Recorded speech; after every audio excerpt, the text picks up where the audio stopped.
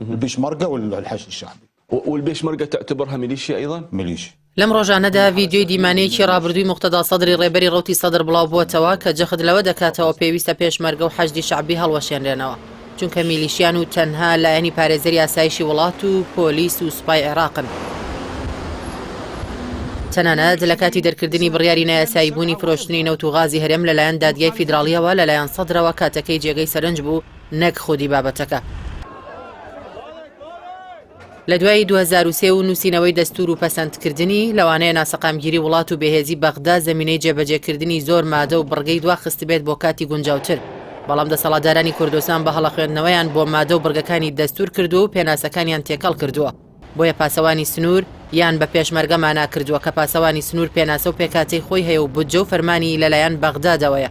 هەر ئەو هەڵەخوێندنەوەشە لە کاتی شەرعیەت وەرگرتن بۆ حەشدی شعبی لە ئەنجومەنی نوێنەراندا وای کرد کوتلەکانی یەکێتی و پارتی داوای شەرعیەتدان بە پێشمەرگەشیان نەخستە چوارچەوەی ئەو یاسایە و بە پاکێجێک بیخەنە بەردەمی پەرلەمان. لەو کاتەدا بۆ خۆیان دەنگیاندا بە شەرعیەتی حەشدی شعبی و ئێستاش هەرخۆیان گلەییان لە کارنامەی میلیشیای ئەو هێزە ئایدۆلۆژیە هەیە. بۆی هەیە سەدر ئەو بڕوایی لەسەر حەشد و پێشمەرگە بخاتە بەردەمی پەرلەمان و هەڵیان وەشێنێتەوە چونکە بە هۆکاری ناسەقامگیریان لە قەڵەم دەدات. لە دوای هەڵبژاردنەکانی تشرینی یەکەمی ڕابردوو نەخشەیەکی نوێی سیاسی لە عێراقدا دەرکەوت کە وڵاتەکەی زیاتر قەیراناوی کرد، بە تایبەتیش پێکێنانی هاوپەیمانیەتی سەدریەکان و پارتی و بەشێک لە سوننا بە شێوەیەکی ترسناک نێوماڵی شیعی تێکداوە، بە هەمان شێوە لەسەر کورسی سەرۆکایەتی و دەستکەوتەکانی بەغدا کە بەڕواڵەتی و بێهێز لە قەڵەمیان دەدا. یەک ڕێزی کوردی بە تەواوی تێکداوە کە لە دوای 2003 هیچ کاتێک کورد بەم ئەندازەیە پەرتەوازە نەبووە.